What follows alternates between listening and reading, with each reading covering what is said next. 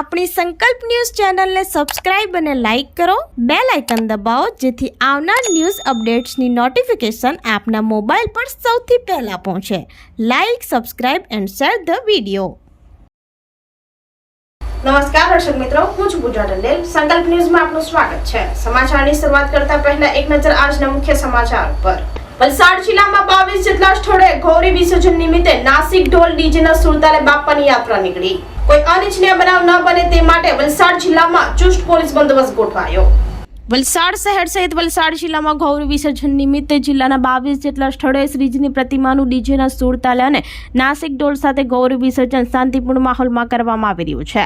વલસાડ શહેર નજીક ઔરંગા નદીના ઓવારે અને વાપી શહેરના દમણગંગા નદીના ઓવારે શ્રીજીની પ્રતિમાનું વિસર્જન કરવામાં આવી રહ્યું છે. વલસાડ જિલ્લા પોલીસ વિભાગ દ્વારા ચુસ્ત પોલીસ બંદોબસ્ત ફાળવવામાં આવ્યો છે.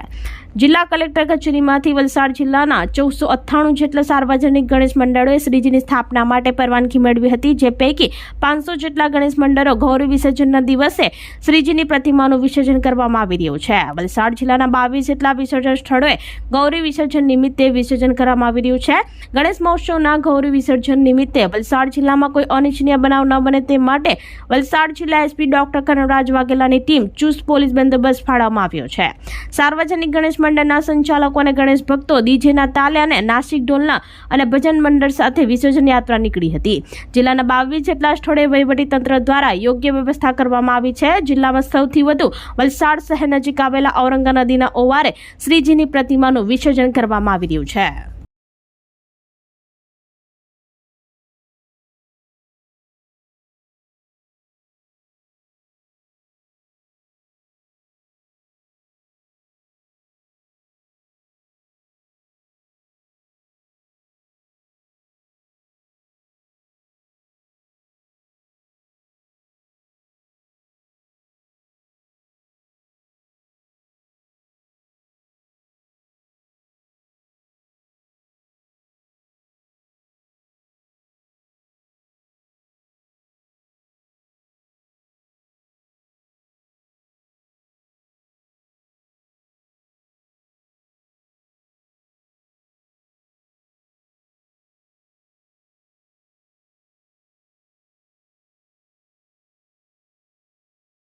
ભગવાન ગણપતિની ગણેશ ચતુર્થી અને એના 10 દિવસો ચાલી રહ્યા છે. આજે ગણેશ ચતુર્થીમાં જે ગણપતિ સ્થાપના છે એનો 6થો દિવસ છે. 6થા દિવસે પણ ખૂબ જ ઉત્સાહ જોવા મળી રહ્યો છે. જે લોકો 6 દિવસ સ્થાપના કરે તમામ લોકો ડીજે સાથે વાજતે ગાજતે ભગવાન ગણપતિની આરાધના અને પૂજા કરતા કરતા વિસર્જન માટે જઈ રહ્યા છે. તમામ પોલીસ ફોર્સ અમારો રોડ ઉપર છે. તમામ લોકોને સગવડ રહે, કોઈને કોઈ પ્રકારની અવ્યવસ્થા ના થાય એ પ્રકારની તૈયારીઓ કરેલી છે. તમામ જગ્યાએ ઓવારો ઉપર લાઇટિંગની વ્યવસ્થા, ઓવારો ઉપર પાર્કિંગની વ્યવસ્થા, ડીજે માટે પાર્કિંગની વ્યવસ્થા, તમામ વ્યવસ્થાઓ કરવામાં આવી છે અને પોલીસ ફોર્સ પૂરતો તૈનાત છે. ટોટલ આખા વલસાડ જિલ્લામાં જે કલેક્ટર કચેરીમાંથી મંજૂરી મળી છે એવા 498 ગણપતિઓની સ્થાપના મંજૂરી દ્વારા થયેલી છે અને અલગ અલગ 22 જેટલા વિસર્જન પ્લેસીસ ઉપર વિસર્જન થઈ રહ્યા છે.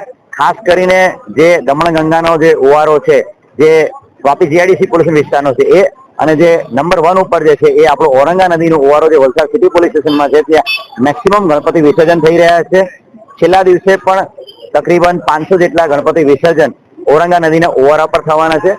માનનીય કલેક્ટર સાહેબના માર્ગદર્શન હેઠળ ઓવારા ઉપર જે વિસર્જન રિલેટેડ તમામ વ્યવસ્થાઓ કરવામાં આવી છે અને કોઈને કંઈ પણ પ્રકારની અગવડ ના થાય એ પ્રકારની વ્યવસ્થાઓ તમામ વિસર્જન પ્લેસીસ પર કરવામાં આવી. સેલવાસમાં મુસાફરો ભરેલ સ્માર્ટ સિટી ઈ બસ ડિવાઈડર પર ચડી જતા મુસાફરોના જીવ અદ્ધર. 7-8 માસથી બસની સર્વિસ ન થવાને કારણે લાઇનર જામ થતા બ્રેક ફેલ થઈ હોવાનું ચર્ચામાં. દાદરા નગર હવેલી સેલવાસમાં મુસાફરો ભરેલ સ્માર્ટ સિટી ઈ બસ રાત્રિના બસ ડેપો પાસે ડિવાઈડર પર ચડી જતા મુસાફરોના જીવ તાળવે ચોંટી ગયા હતા. વાપીથી મુસાફરો ભરી ઈ બસ સેલવાસ સહિત ચોક પાસે ડિવાઈડર ઉપર ચડી ગઈ હતી. સદનસીબે બસ પલટી ન મારતા મોટી દુર્ઘટના બનતા ટળી હતી.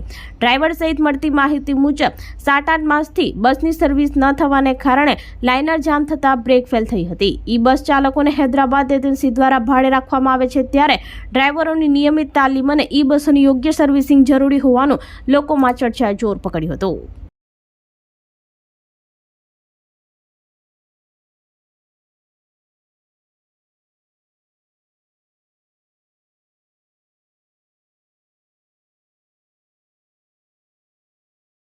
પારડી સ્વાધ્યાય મંડળ સાર્વજનિક ગણેશ મહોત્સવ દ્વારા રંગબેરંગી છત્રીથી શ્રીજીની ઇકો ફ્રેન્ડલી મૂર્તિ બનાવી. મંડળના યુવાનો દ્વારા દર વર્ષે નવતર પ્રયોગ કરી પ્રદૂષણને અટકાવતો સંદેશો આપે છે હોવાનું જણાવતા ભક્તો.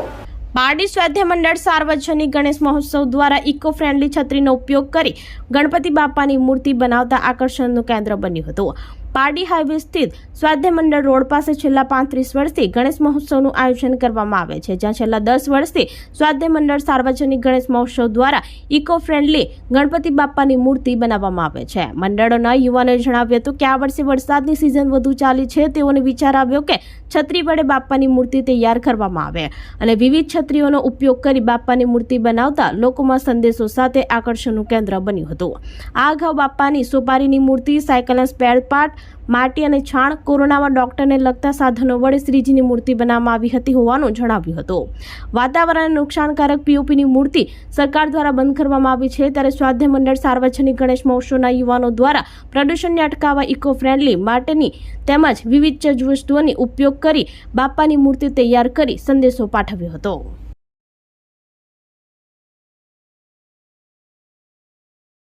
गणपति बाप्पा मोरया, गणपति बाप्पा मोरया, मंगल मूर्ति मोरया, मोरया रे बाप्पा मोरया रे, गणपति बाप्पा मोरया, गणपति बाप्पा मोरया, मोरया रे बाप्पा मोरया रे, मोरया रे बाप्पा मोरया रे, मोरया रे बाप्पा मोरया रे, मोरया रे बाप्पा मोरया रे.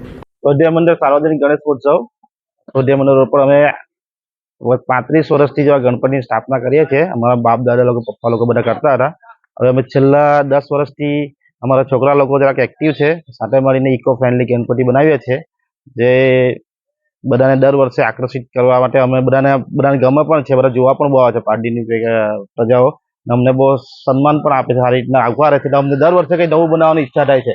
આ વર્ષે અમે છત્રીના ગણપતિ બનાવ્યા છે.